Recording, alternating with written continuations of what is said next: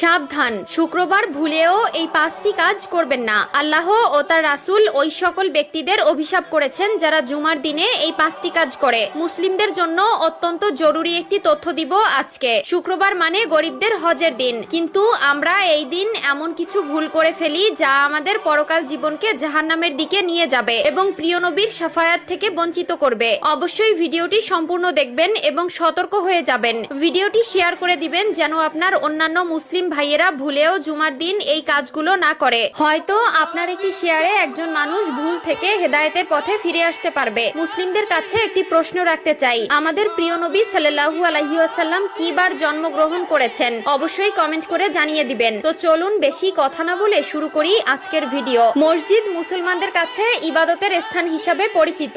এরপরও আমরা মসজিদে এমন কিছু কাজ করে থাকি যা মসজিদের পবিত্রতা নষ্ট করে। তাই মসজিদের পবিত্রতা